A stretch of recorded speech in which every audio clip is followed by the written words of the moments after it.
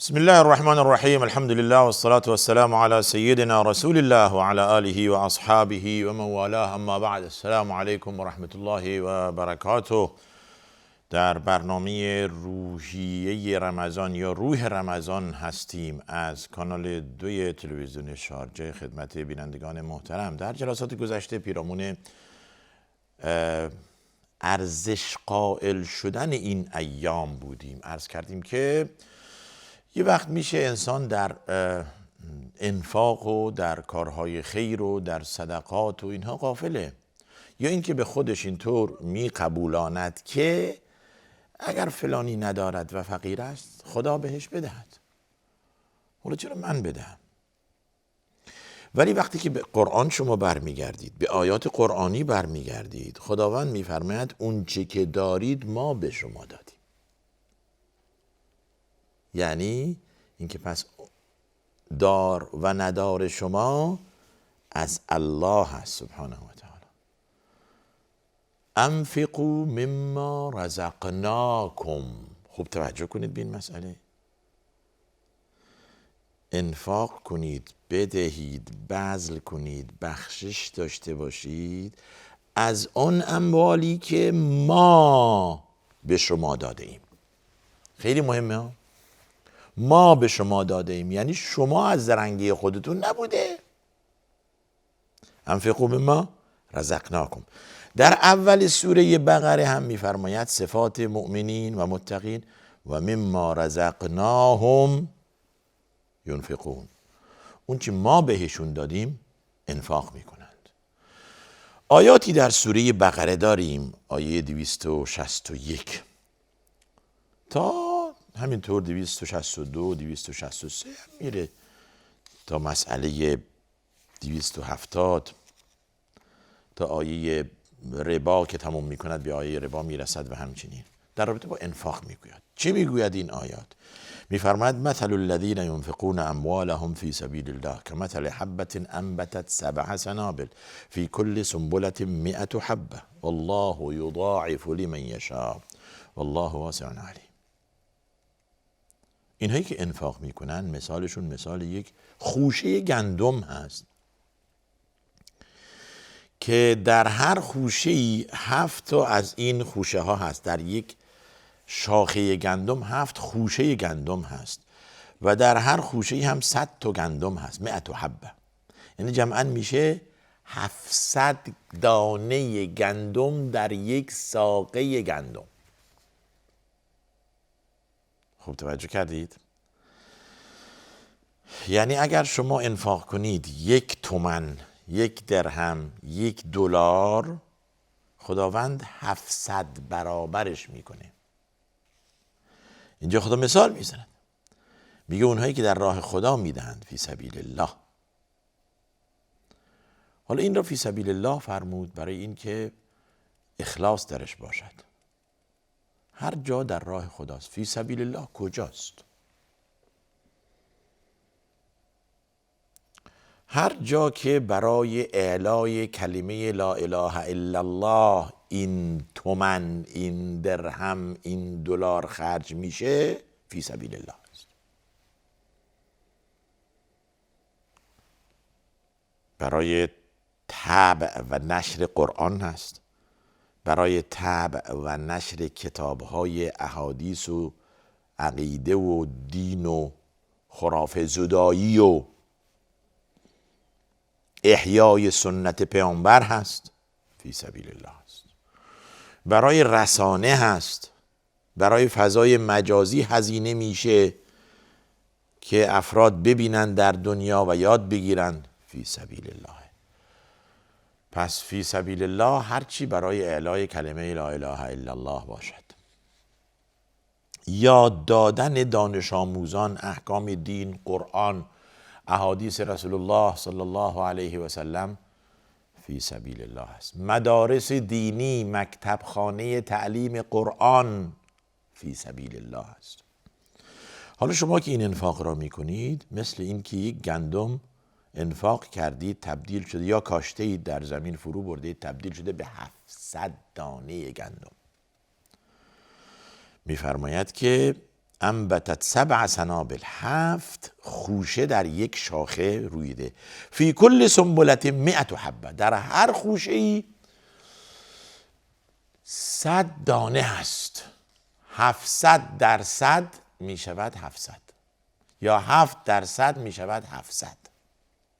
700 برابر در مقابل یه دانه. اونهایی که کشاورزند، گندم میکارند، جو میکارند، میدانند که چگونه یک گندمی که فرو بردن در زمین تبدیل میشه به 700 گندم. و بعد میفرماید که والله یضاعف لمن یشاء، باز هم خداوند بیشتر حساب میکند برای کسی که میل فرماید. بعد فرمود الذین، آیه بعدی، الذین ينفقون اموالهم فی سبیل الله ثم لا یتبعون ما انفقوا منا ولا اذی. انفاق در راه خدا لله هست، توأمی با منت و اذیت نیست. چگونه؟ این که شما این تومن رو میدید به فقیر، این تومن رو میدید در راه خدا، این تومن رو میدید فی سبیل الله، ولی با 1000 منت و 1000 اذیت و آزار. غیبت این فرد فقیر، تحقیر این فرد فقیر، منت بر این فرد فقیر. اگر من ناداده بودم این وقت تو خیابون افتاده بودی، این لباسی که بر تنت هست من بهت دادم، این غذایی که داری میخوری بچت بزرگ کردی به مدرسه بردی من بهت دادم، خونه‌ای که داری الان با پول من هست، با انفاق من هست. این فقیر باید سرش پایین بندازه، اینطوری خجالت بکشه و یا هر جا بره این آقا رفته پشت سرش صحبت کرده که آقا ما فلانی را سپورت میکنیم، از این گردنش تا پاش، هر جا هر لباسی که بر تن دارد ما بهش دادیم. این اذیته، این منته، این باطله، هیچ ارزشی نداره، هیچ ارزشی نداره. شما اومدید انفاق و صدقات خود را به رخ دیگران میکشید در مقابل تحقیر کردن این شخص فقیر. این رو تحقیر کردید، منت گذاشتید رو سرش. میفرماید که ثم لا یتبعون ما انفقوا منا ولا اذی، منت نمیگذارن، اذیت هم نمیکنن. حالا منت فهمیدید چگونه هست؟ اذیت فهمیدید چگونه هست؟ وقتی که اینطور باشد لهم اجرهم عند ربهم ولا خوف علیهم ولا هم یحزنون. بدون منت باشد، بدون اذیت باشد، یعنی آقا خالصانه باشد، هیچ کس نمیخواد بفهمد، الله میداند. آیه میاد میخونیم، خدا میفرماید ما میدانیم اونهایی که انفاق میکنن والله یعلم، خدا میداند. انفاق سلف صالح و بزرگان دین و صحابه رسول الله صلی الله علیه و سلم به گونه‌ای بود که هیچ کس نمیدانست، فقط الله مطلع این بود. بر این عمل آگاهی داشت سبحانه و تعالی. میگویند روزی حضرت عمر رضی الله عنه به خانه پیرزنی رفت و به او کمک کرد. نابینا بود پیرزن، خرما براش برده بود. حضرت ابوبکر میدانست که حضرت عمر میدانست که حضرت ابوبکر به این پیرزن کمک میکنه همیشه. بعد از اون ایشون رفتند که این راه را ادامه بدهند. رفتند و خرما به دستش میدادن یکی یکی که بخورد. وقتی که در دهانش گذاشت پیرزن به حضرت عمر گفت مگر دوستت فوت کرده، مرده؟ یعنی ابوبکر صدیق. گفت از کجا فهمیدی؟ گفت برای اینکه او وقتی که به من خرما میداد هسته‌اش بیرون می آورد، بعد به من میداد. میدونم که او نیست، کسی دیگر الان داره به من خرما میده. نهایت اخلاص. هیچ کس نمیدانست، حتی به این شکل، به این سر و به این مخفیانه انفاق در راه خدا. خیلی مهمه این مسئله. در روایت داریم به گونه‌ای انفاق کن که دست چپت، این دست، نداند که دست راست چه انفاق کرده است. حتی لا تعلم یمینه ما انفقت شماله، که برعکسش معنی داره، یعنی چپش نفهمه که دست راستش چی انفاق کرده، اگرچه در حدیث بدین معنی اومده. بنابراین در اینجا اخلاص لازم است و عدم منت و عدم اذیت.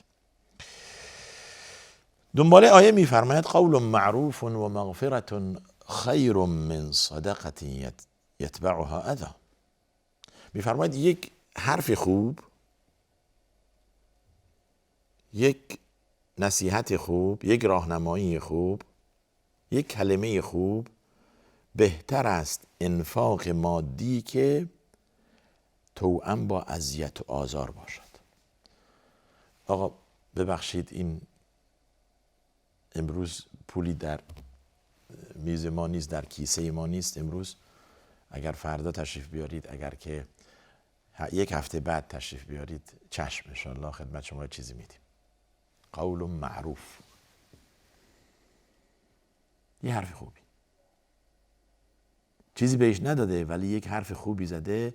ما میدونیم که شما مستحق هستید، ما میدونیم که ما مقصریم که باید ما بیاییم خدمت شما و انفاق کنیم، اما حالا شما تشریف آوردید، با عرض معذرت امروز پول در حساب ما نیست، همراه ما هم در جیب ما هم پولی چیزی نیست. فردا یا هفته بعد تشریف بیارید، چشم.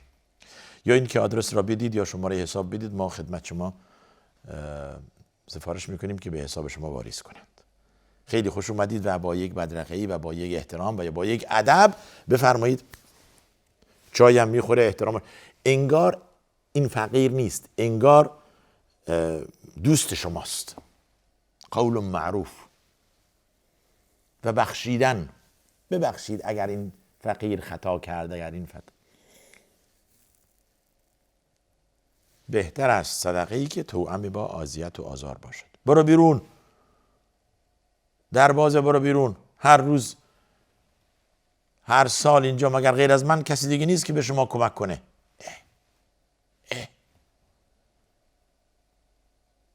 خداوند این نعمت را به دفتر شما، به درب خانه شما آورده است. این مغفرت و این منتی که خدا بر سر شما، اگر فقرا اعتصاب میکردند و صدقات خیرین را نمیپذیرفتند، چیکار میکردید شما؟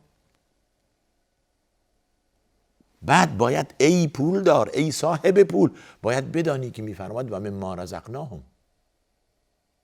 اون چی که ما بهشون دادیم، از زرنگی خودت نیست. انفقوا مما رزقناکم و مما رزقناهم ینفقون. انفقوا من طیبات ما کسبتم، از بهترین اون چیزی که به دست آورده اید انفاق کنید. وقتی که بنده اعتراف کرد که آقا این چیزی که در کیسه من هست، در حساب من هست، در میز من هست، در ثروت من هست، از من نیست، از الله هست، این را حق انفاق و حق صدقات را با نهایت اخلاص ادا می کند. پس از طرف خداست. وقتی که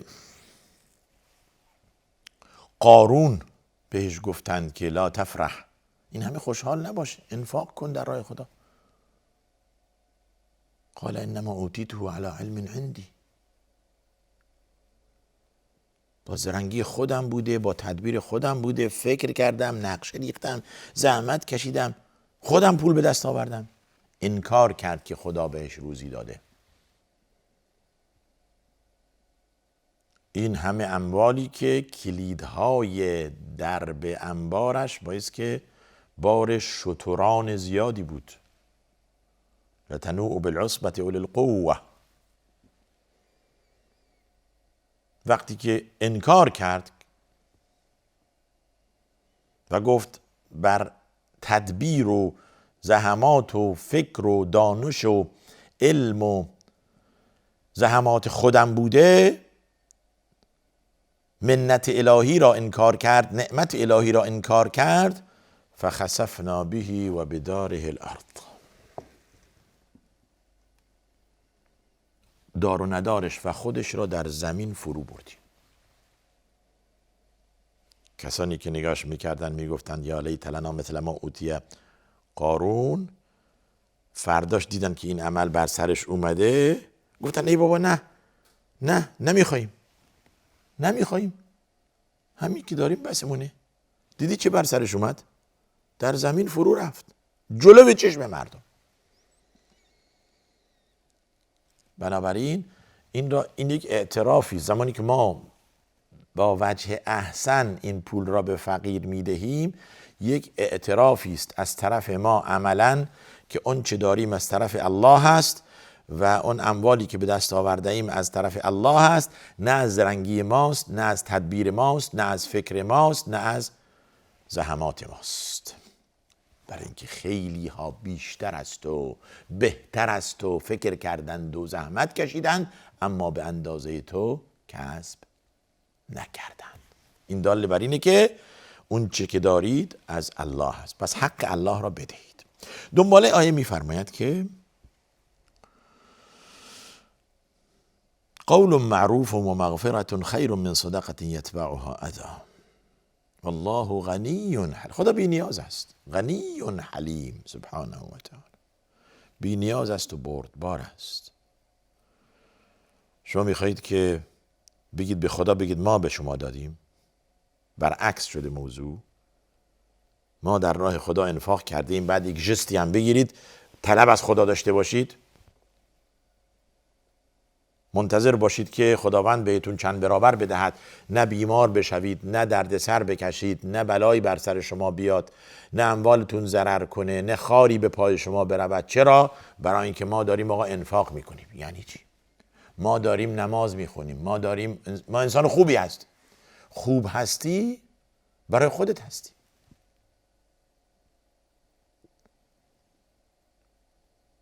بد شدی بر علیه خودت شدی.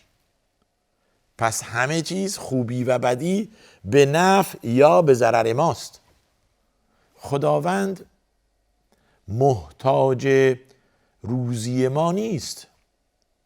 زمانی که میفرماید و ما خلقت الجن والانس الا لیعبدون، دنبالش میفرماید ما اريد منهم من رزق و ما اريد ان یطعمون ان الله هو الرزاق ذو القوة المتین. من نمیخوام بنده‌ام به من روزی بده. خداوند خودش روزی رسانه و زیاد هم روزی میرساند به بندگان.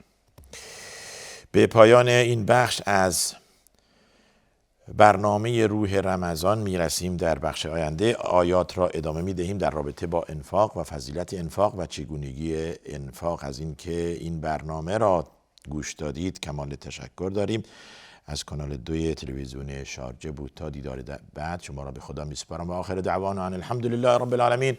صلی الله وسلم و بارک علی نبینا محمد و علی آله و صحبه اجمعین.